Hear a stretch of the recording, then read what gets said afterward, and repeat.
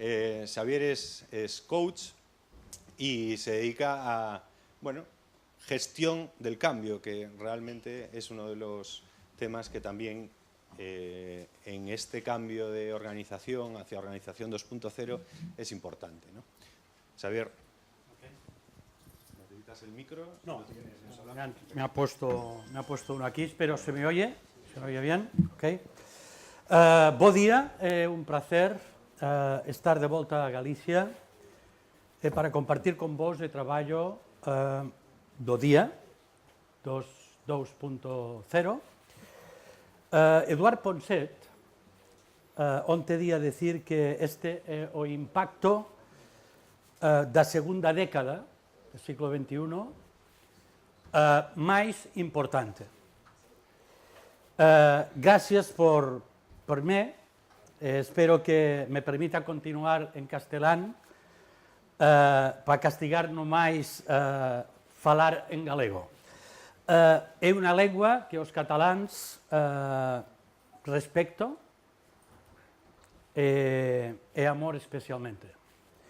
Permítanme, sin embargo, agora, por lo menos, un minuto, podese considerar tamén galego con vos e insistir, gracias por mí.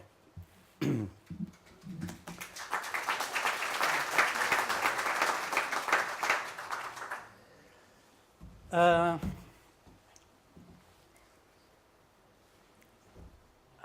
todas las personas que estamos aquí, estar 20 minutos nos sabe a poco porque nos parece que tenemos muchas cosas que decir y el tiempo siempre es corto. Yo voy a hablar de 3 ideas, intentaré hacerlo en el tiempo que me han marcado y no pasarme mucho. La primera idea que quiero trabajar es alrededor de la figura del presidente John Fitzgerald Kennedy, que la historia no sé si es verdad, la cuentan como verdad, y yo os la cuento como verdad. John Fitzgerald Kennedy va a Cabo Cañaveral con motivo del lanzamiento de uno de los cohetes que van a la Luna. Y pasando por uno de los pasillos que le llevan al lugar donde él verá o contemplará el lanzamiento de este cohete, parece ser que se encuentra un ciudadano, describen de raza negra, que está con un mocho limpiando la base. Entonces el presidente Kennedy, que era una persona muy próxima, se acerca a este ciudadano y le dice, ¿qué? ¿Limpiando la base? Y el ciudadano dice, no, presidente, ayudando a los Estados Unidos a poner un hombre en la Luna. En aquel momento no existían las redes sociales, ni existía la tecnología. Pero parece, por la anécdota, que parece que es verdad, insisto, en esta organización había alguien capaz de transmitir y generar ideas con emoción. Segunda anécdota, segunda idea. Fijaros en esta letra, en esta frase. El único capital imprescindible de una organización es el conocimiento y la capacidad de su gente. La productividad de este capital dependerá de cómo esa gente comparta este conocimiento con aquellos que pueden usarlo. ¿Quién os parece que dijo esta frase? Warren Buffett. ¿Qué nos parece? ¿Lo dijo? 2 o 3. Steve Jobs. Ahora parece que hay más. Luis Font, que es el director general CEO de Syncro, una de las compañías que participan hoy en el evento, desde Barcelona. Y parece que la mayoría os inclináis porque esta frase es de Steve Jobs. Pues no, fijaros, esta frase la dijo Andrew Carnegie, justamente a principios del siglo XX, 50 o 60 años antes de la anécdota que hemos contado de John Fitzgerald Kennedy en Cañaveral. Y es que yo, Nerea, voy a intentar... ¿dónde está Nerea? ¿Se ha ido? Ha salido. Bueno, voy a intentar completar aquel dibujo que nos ha hecho de lo que ha pasado en los últimos años. Yo me voy a ir un poco más atrás, pero necesito un ayudante o una ayudante que me pueda facilitar un DIN A4 o una hoja de blog. Vale, ¿tú la tienes? ¿Te es muy complicado salir? ¿No? Pues si lo podemos hacer con cierta prisa. Va a ser fácil tu colaboración, simplemente tendrás que poner un poco el estilo de David Copperfield. Es una cosa que, en fin, todos hemos visto por televisión muchas veces. Fíjate, perfecto. No, tú actúas, yo no quiero tocar esta hoja. Fíjate, enseña por favor a todos los que estamos aquí, enseña la hoja, pero no en sentido plano, sino en sentido horizontal, para que podamos captar el grosor. ¿Qué grosor tiene esta hoja, más o menos? Vale, vamos a decir, para hacerlo fácil, 1 milímetro, por ejemplo, es menos, ya sabemos que es menos, pero vamos a decir 1 milímetro. Y entonces ahora sí, ahora es cuando viene el arte de David Copperfield. Me gustaría que doblaras esta hoja 4 veces. Una vez, con el mismo arte un poco más rápido, perfecto. 2, 3, perfecto, y 4. Y ahora pues lo apretamos bien apretadito, ¿vale? Y enseñamos el mismo grosor, ¿vale? Y ahora aquí tendríamos, pues por ejemplo, por decir algo, no sé, 3, 4 milímetros, ¿no? Más o menos, de grosor. Bien, fijaros, si intentas doblar más la hoja, intenta doblarla más, ya con un tamaño de hoja como esta ya no podríamos doblar mucho más. Por tanto, lo que ahora te iba a pedir, no te lo puedo pedir que lo hagas en realidad, vamos a intentar hacerlo virtualmente. Imaginemos que a Esther, ¿vale? Imaginemos que a Esther le damos una hoja tan grande como esta sala. Y entonces, en lugar de pedirle que lo doble 4 veces, le decimos que lo doble 34 veces, ¿vale?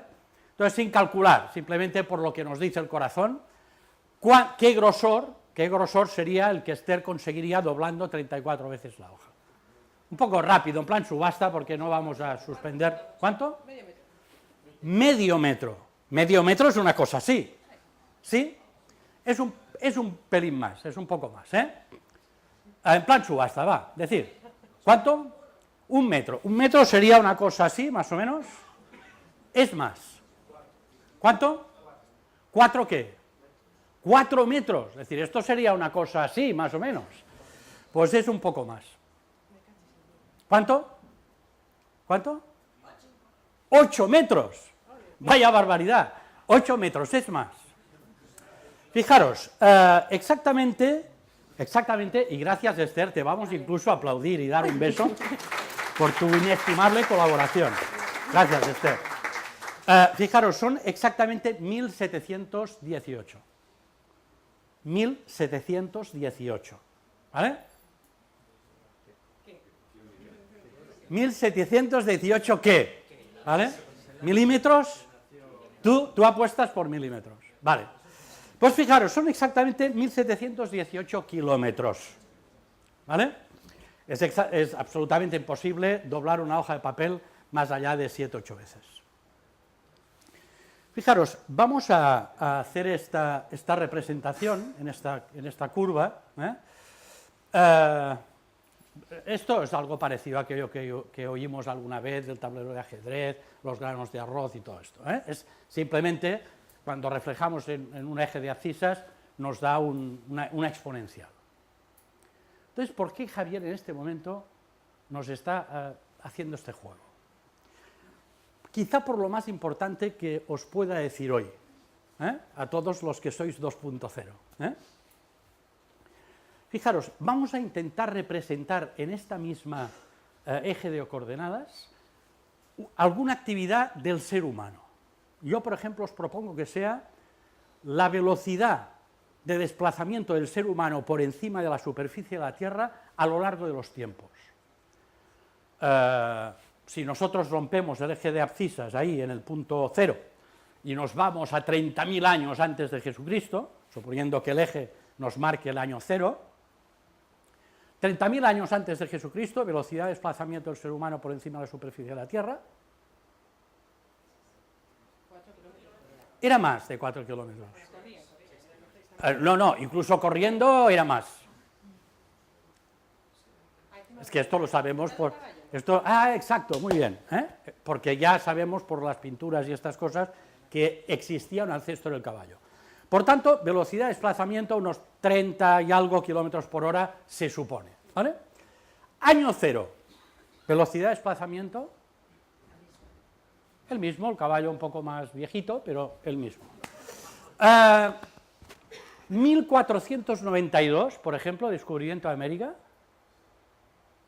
desplazamiento. Las carabelas, pero hemos dicho por encima de la superficie de la Tierra, no por encima del mar. Mismo caballo, ¿vale?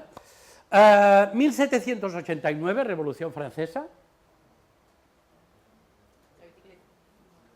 El mismo caballo, el mismo caballo. Alrededor de 1800, 1802-3, ¿qué es lo que se pone en marcha? La máquina de vapor, muy bien, premio, para la señorita, porque está ahí en... Efectivamente, la máquina de vapor, pero te has equivocado, porque la máquina de vapor iba más lenta que el caballo, por eso los indios cogen siempre a los que van en tren. No es broma de la película, es que era verdad. La máquina de vapor iba más despacio. Entonces,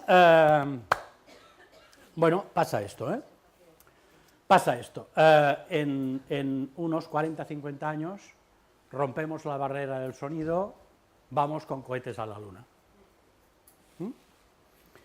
Fijaros, el espacio entre Carnegie y Kennedy es un microespacio en la historia de la humanidad conocida. Insisto, ¿por qué yo os estoy contando todo esto?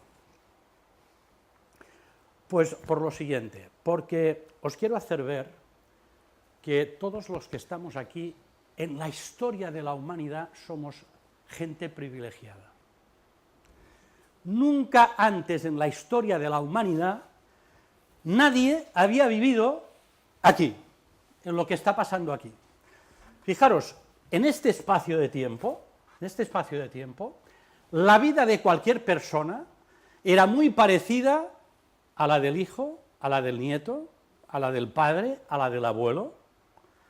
Había muy pocos cambios, se producían muy pocos cambios, además los cambios se producían muy lentamente.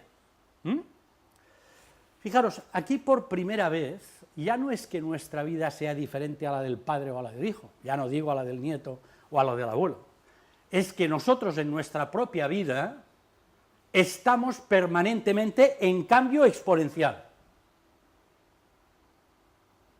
Antes me ha gustado mucho la gráfica de Nerea, cuando se veía lo que había pasado en el mundo, digamos, tecnológico estos 5 años, pero tenéis que pensar que la gente como yo, que ya somos un poco mayores, pero que no pertenecemos a la época de los diplodocus, nosotros hemos nacido sin televisor y sin teléfono en casa y con nevera de hielo, por decir algo. Y yo en el 90 y pico tuve uno de los primeros teléfonos móviles que hubo en España, que era un teléfono móvil muy interesante, más que móvil, era arrastrable, del tamaño de una caja de zapatos, pesaba un montón, y era muy interesante, insisto, porque servía para llamar a los fijos, porque no había otros móviles, ¿no? Bien, ahora esta historia que tengo por aquí, pues lo de menos es casi que llame, porque esto me sirve para muchas cosas, para escuchar mi música favorita, para tener mi calendario, para tener mis fotografías, es otra historia. Y para esto hay que adaptarse, Es decir, todos los que estamos aquí estamos haciendo un esfuerzo que la historia dirá cómo ha sido este esfuerzo, para adaptarnos continuamente a esta etapa de cambio. Por tanto, cambios acelerados, aprendizajes rápidos.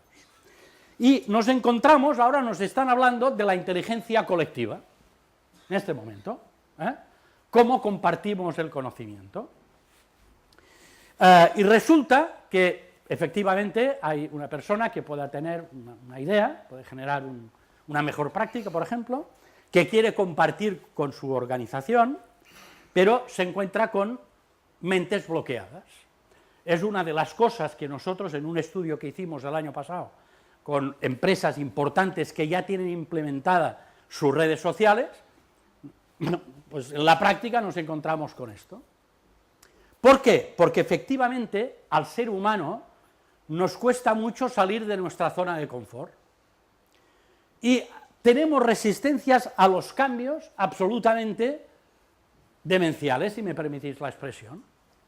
Por ejemplo, vosotros sabéis que la máquina de escribir, cuando se inventó, la máquina de escribir de teclado, que es el teclado QWERTY, el teclado se inventó y se hizo de esta manera para que las mecanógrafas pudieran ir lo más rápidamente posible al escribir, ¿verdad? Pues no, gracias, no. Exactamente, el teclado se montó para que las mecanógrafas fueran lo más lentamente posibles, porque una mecanógrafa rápida, al trabajar tal, los brazos de la máquina se cruzaban continuamente y las buenas mecanógrafas se pasaban más tiempo desenganchando los brazos que no tecleando. Bueno, luego vinieron las bolas. ¿Os acordáis algunos de las bolas? Y después de las bolas ha venido la informática. La velocidad no es ningún problema.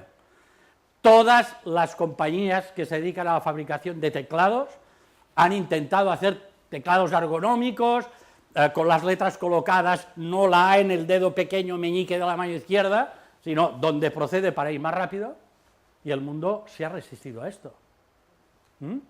¿Os imagináis por un momento a nivel mundial cómo podría aumentar la producción de todo lo escrito a máquina si tuviéramos teclados que nos permitieran no ir despacio, sino ir lo más rápidamente posible?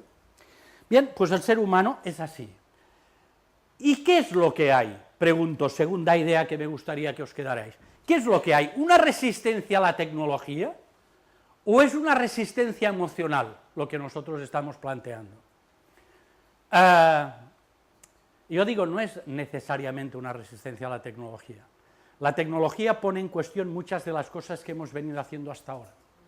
Y nos obligan a algo importantísimo, que es más importante que el aprender, que es a desaprender.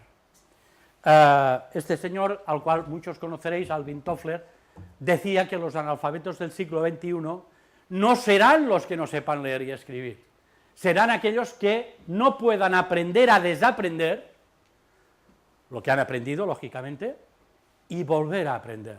Es decir, una de las cosas que marca este punto rojo que hemos visto aquí de la época en que vivimos es que una gran parte de nuestro trabajo nos obliga a desaprender. Y esto es emocional, a nadie le gusta renunciar al esfuerzo que ha hecho por aprender algo. Alvin Toffler dice una cosa más, que en una jornada como la de hoy nos interesa, creo, y mucho. Dice, alerta con la creciente especialización tecnológica que deja de lado los aspectos emocionales, básicos para la cohesión social y claves para el reto más importante de la sociedad postindustrial, el aprendizaje continuado. Nos habla de la importancia de no olvidar las emociones. En definitiva, nos habla de la importancia de no olvidar el ser humano y de lo que está constituido el ser humano, que no está constituido solo de agua y otros elementos que conforman un cuerpo físico, ni tan siquiera está compuesto de lo físico más lo que llamamos psicológico, el carácter, el talante y la forma de ser. Detrás de cada ser humano existe un ser espiritual, no en el sentido religioso, sentido que todos tenemos, evidentemente, nuestros valores, nuestras creencias, nuestros prejuicios. Y hay algo más, Si este ser humano se trabaja bien, independientemente de que sea ingeniero o sea un obrero que está haciendo zanjas como estas que están aquí afuera, puede llegar a ser trascendente. Su trabajo y sobre todo sus valores, su espíritu, puede llegar a ser trascendente para él mismo y para los demás. Por tanto, fijaros, hemos oído hablar esta mañana de cambio cultural, de creatividad, de innovación y comunicación. Y no hemos oído hablar todavía de emociones. No hemos oído hablar de confianza, de pertenencia, de colaboración, de ilusión, de complicidad. Sí hemos dicho, y alguien más de una persona lo ha dicho, que cuidado, que esto del 2.0 tiene que ver con las personas. Pero yo me temo, sufro, ¿vale?, cuando veo que quizás estamos planteando algunos, y esto en el estudio que hicimos el año pasado también se reflejó, que estamos trabajando con herramientas del siglo XXI, pero con criterios del siglo XIX. Seguimos en este paradigma, en el paradigma mecanicista, donde lo importante es el resultado y no la persona. Nosotros, desde nuestra modesta opinión, pensamos que tenemos que cambiar el concepto organización, que supone orden, supone todo muy bien puesto, y todo muy pensado para obtener un objetivo. Nosotros proponemos el modelo orgánico. Yo me he permitido poner este ejemplo de las vacas con todo el respeto, porque estoy en una región del mundo donde esto de las vacas lo domináis, y he pensado que quizás sería un buen ejemplo utilizar este. Es decir, fijaros, el objetivo, el resultado que queremos es obtener leche de la vaca, y hay dos maneras de plantearlo: el modelo tradicional, el mecanicista, donde yo lo que hago es organizar vacas, poner una al lado de otra, se supone que dándoles un pienso de una forma determinada y encendiéndoles y abriéndoles la luz en unas horas determinadas, acabarán dándome leche. Seguramente muchos litros. Es el modelo mecanicista. Yo organizo a lo que es un ser vivo, lo organizo como una máquina. Lo organizo como algo estrictamente tecnológico. ¿Alguien se ha planteado que podemos seguir obteniendo leche no como objetivo, sino como resultado? Si yo tengo a las vacas pastando en un campo abierto donde se pueden mover, relacionarse con otros congéneres de una forma libre y natural, comiendo una hierba que es la que nos da vida, es un ser vivo, es probable que el resultado, si yo trato a la vaca de esta forma, es posible que el resultado sea también el mismo o incluso mejor, me dé una leche mejor. Entonces, ¿cómo tratamos nosotros al ser humano? ¿Cómo intentamos, a través de todas estas tecnologías que estamos desarrollando, gracias a Dios, y con muchas posibilidades, pero cómo las estamos tratando? Las estamos tratando, digamos, como un fin, perdonad, o las estamos... ¿Quién es el importante aquí? El importante es la persona, el fin es la persona, o hacemos de fin el medio. Yo no sé cuál es la respuesta, pero insisto en esas, digamos, puestas en marcha de redes sociales corporativas que nosotros hemos validado en este estudio que hicimos el año pasado desde York. Las que han fracasado es porque han puesto por delante la finalidad de la tecnología y no la finalidad de la persona. Por tanto, nosotros proponemos un modelo que siga esta cadencia. Es decir, hay que trabajar mucho el aspecto estratégico. ¿Para qué queremos una red social corporativa? ¿Para qué queremos el 2.0? ¿Qué papel le vamos a dar ahí al ser humano? ¿Qué propósito? ¿Tenemos los sponsors dentro de la organización adecuados para que dinamicen esto? Los propios, no los de fuera, que ya vendrán, los propios. ¿Hemos identificado valores, creencias, emociones? ¿O hemos identificado solo resultados? ¿Qué es lo que queremos? ¿Más venta o mejor contabilidad o es un tema de marketing? Algunos directivos, cuando nos proponen trabajar en esto, tienen un lapsus y nos dicen: es que yo lo que quiero es que mis empleados tengan la sensación de que participan. Es decir, este es todavía el concepto, es el trabajo desde el paradigma anterior. Modelo orgánico, por eso, insisto, nosotros preferimos llamarle organizaciones, es decir, orgánico, es decir, yo trabajo la organización como un ser vivo que nace, crece, se desarrolla y puede morir, ¿vale? Y luego hay que preparar un buen plan de cambio. Insisto en lo que decía antes, esto no es fácil, no es que sea difícil, pero hay que dedicarle un tiempo, a ver cómo vamos a ayudar a todas estas personas de nuestra organización a que una vez se marque un poco el entorno, las reglas del juego, el campo de juego, veamos estas personas cómo podemos ayudarlas a que sientan como familiar un medio que no es el de su comodidad. Cuando todo esto está bien definido, es decir, aquí han trabajado gente de recursos humanos, gente del mundo de la comunicación, gente del mundo del marketing, entonces es cuando en tercera etapa vamos a decidir qué hacemos, cómo utilizamos el SharePoint, o si nos decidimos por Syncro o por Teambox, o si adaptamos una plataforma de Vodafone o de Vodafone, ¿vale? Es decir, es ahí, es en tercera etapa. Fijaros, nosotros sabemos que una aplicación 2.0 en una organización funciona bien, no solamente cuando la compañía viene y nos pregunta, sino cuando el tecnólogo viene y nos pregunta si es que la empresa se ha saltado este paso. Por tanto, personas, emociones, gestión del cambio, procesos.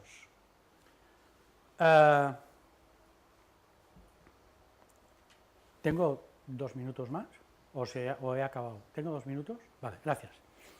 Fijaros, antes, por aquí atrás, ha salido un bicho que es parecido a este bicho. ¿Sabéis lo que es este bicho? ¿Algunos?